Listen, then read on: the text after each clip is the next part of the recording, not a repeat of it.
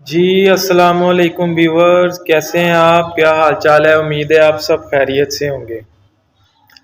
آج صبح میرے ساتھ ایک واقعہ پیش آیا تو میں نے سوچا آپ سب کے ساتھ بھی ڈسکس کرنا چاہیے۔ صبح تقریباً 10 بجے کا ٹائم تھا تو میں باہر نکلا گھر سے، تو سامنے دو چار لوگ کھڑے تھے۔ غالباً ان کی آپس میں کچھ بات ہو رہی تھی، تو بات ذرا زیادہ شدید ہو گئی تھی۔ تو میں نے سوچا کہ بھائی پاس جا کے دیکھتے ہیں اصل میں بات کیا ہے۔ تو وہ دو جو تھے نا، وہ اہل حدیث تھے اور دو اہل سنت تھے۔ تو وہ آپس میں بات کر رہے تھے جی، اہل حدیث کچھ کہہ رہے تھے، اہل سنت کچھ کہہ رہے تھے۔ اہل سنت کے دلائل جو تھے نا، وہ کہہ رہے تھے جی کہ ہمارے نبی پاک ابھی بھی زندہ ہیں، تو وہ ابھی آتے بھی ہیں، جاتے بھی ہیں، سب دیکھتے بھی ہیں، کرتے بھی ہیں، وہ اسی دنیا میں ہیں۔ تو میں پاس کھڑا ہو کر باتیں سننے لگ گیا۔ تو وہ جو ہمارے اہل حدیث بھائی تھے، وہ کہہ رہے تھے کہ نہیں جی، وہ تو اس دنیا سے رخصت ہو چکے ہیں، تو اب وہ اگلی دنیا میں ہیں، وہ کیسے آ سکتے ہیں۔ تو بالآخر وہ دونوں پھر اپنے دلائل دینے پر شروع ہو گئے۔ تو اہل حدیث کی بات یہ تھی،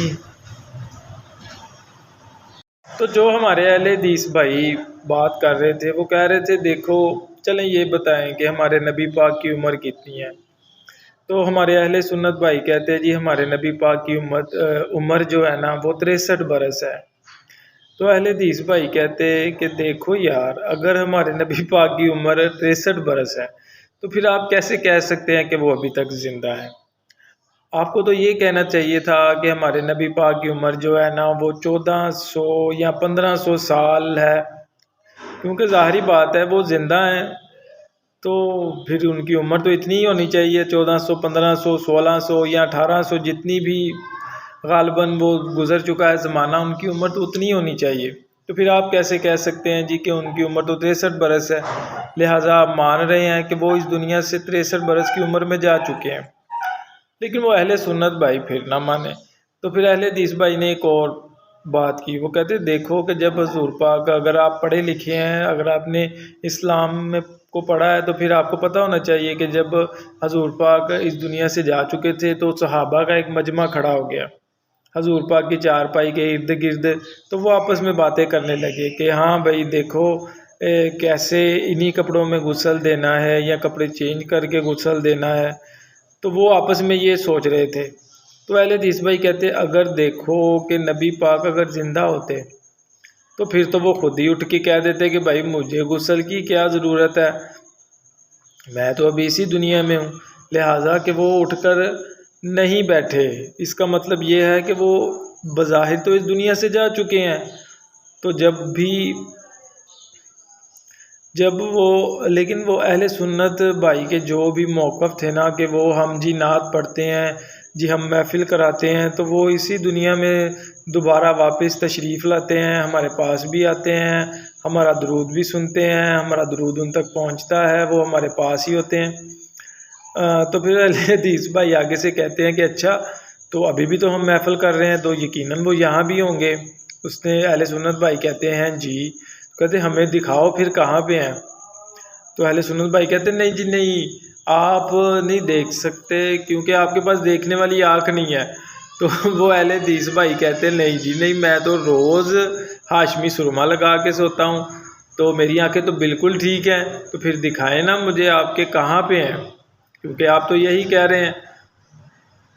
تو وہ بظاہر وہ دونوں ایک دوسرے کے ساتھ نا کہتے دیکھو جی کہ اہل حدیث بھائی کہتے کہ اگر کسی عورت کا خاوند زندہ ہے تو وہ چاہے کسی بھی ملک میں ہو، امریکہ، انگلینڈ، یو کے، تھائی لینڈ، کسی بھی ملک میں ہو، تو اس عورت کو نکاح کرنے کی اجازت نہیں ہوتی۔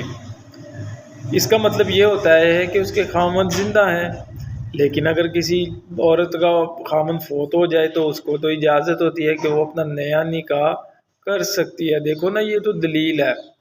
لیکن آپ کے پاس جو اہل سنت والجماعت کے پاس دلائل ہیں، وہ کچھ سمجھ نہیں آ رہے۔ وہ قصہ مختصر ایک دوسرے کی باتوں پر اس طرح سے وہ اختلاف کرنے لگے کہ وہ وہاں جھگڑے کا ماحول بن گیا۔ تو پھر ہم کچھ لوگوں نے ان میں مداخلت کی اور انہیں سمجھایا کہ بھائی آپ یہ کیا کر رہے ہیں۔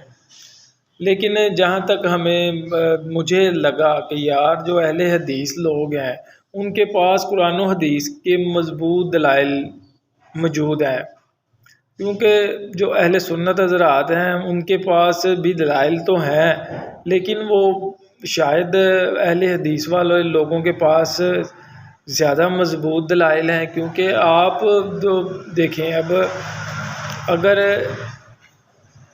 ہمارے نبی پاک ویسے ہی زندہ ہوتے جیسے وہ ہیں، تو پھر دیکھیں وہ اہل حدیث جو بھائی ہے وہ کہتا ہے دیکھیں آپ کی محفل میں تو حضور پاک آتے ہیں، سب محفلوں میں آتے ہیں، اسی دنیا میں موجود ہے، لیکن جب حضور پاک کی ظاہری حکومت موجود تھی، جب اصحاب سارے موجود تھے، تب تو ماحول زمانے کا بڑا دلچسپ تھا، انصاف پسند تھا، کسی کے ساتھ کوئی بھی مسہیپ نہیں ہوتا تھا، سب جس کو بھی جو کوئی گناہ کرتا تھا اسے اس کی سزا بھی ملتی تھی، تو تمام جو معاشرہ تھا وہ ایک مہذب معاشرہ تھا۔ ایسے ہی ہے جی، ایسا ہی ہے، کہتے جب آج بھی اگر حضور پاک آپ کہتے ہیں کہ وہ ادھر ہی تشریف فرما ہے آتے ہیں، تو پھر آج آ کے وہ ان تمام جو لوگ ہیں ان کو کیوں وہ سزائیں نہیں دیتے، یہ جو معاشرہ ہے اسے کیوں وہ درست نہیں کر رہے؟ کیونکہ اگر وہ موجود ہیں تو پھر ان پر یہ ذمہ داری ہے، ان کی رسپانسبلٹی ہے کہ اگر کسی کو بھی کسی ذات کوئی زیادتی ہو رہی ہے تو پھر انہیں چاہیے نا کہ اس کو انصاف دلائے۔ تو جو اہل سنت بھائی ہیں وہ پھر آگے سے کہنے لگے کہ نہیں جی نہیں، وہ تو ایسے نہیں ہے، وہ ویسے ہے، وہ یہ ہے، وہ ہے، اب وہ اس دنیا میں مداخلت نہیں کریں گے، یہ نہیں کریں گے، وہ نہیں کریں گے۔ تو پھر اہل حدیث بھائی ہمارے کہتے ہیں کہ بھائی ہم بھی تو یہ کہہ رہے ہیں نا کہ حضور پاک اس دنیا سے اب جا چکے ہیں، تو آپ کیوں انہیں ایسے کہتے ہیں؟ اور آپ یہ بھی بتائیں کہ اگر حضور پاک اس دنیا میں موجود ہیں تو بھائی یہ جو مسجد کے امام امامت کرا رہے ہیں وہ کیوں کروا رہے ہیں؟ امامت تو جب ہمارے نبی پاک زندہ ہیں تو پھر امامت تو نہیں ہونی چاہیے نا، پھر تو نبی پاک ہی امامت کرانی چاہیے۔ وہ نہیں جی وہ ظاہری ایسے ہے ویسے ہے۔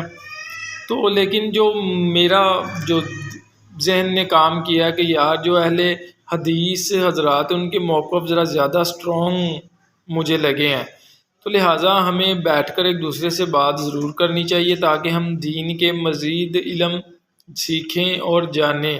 اب دیکھیں کہ جب بعد میں جب حضور پاک اس دنیا سے ظاہری طور پر جا چکے تھے تو پھر پیچھے خلافت کے مسائل پڑ گئے، امامت کے مسائل پڑ گئے، تو آپ کے پاس ایک پوری ہسٹری ہے دیکھنے کے لیے۔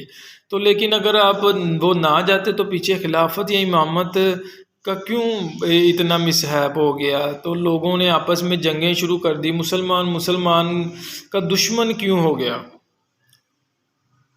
ان چیزوں میں ہمارے لیے بہت سے احکامات چھپے ہوئے ہیں جو ہمیں جاننے کی ضرورت ہے، اور میں جہاں تک سوچتا ہوں کہ یار ہمیں دین کو قرآن و حدیث سے حاصل کرنا چاہیے، نہ کہ اپنی باتوں کو بیچ میں ایڈ کرنا چاہیے۔ اللہ پاک آپ کو اور مجھے جزائے خیر دے اور ہماری بات کو قبول فرمائے، اور پلیز میرے چینل کو لائک اور سبسکرائب ضرور کیجیے گا۔ Thank you.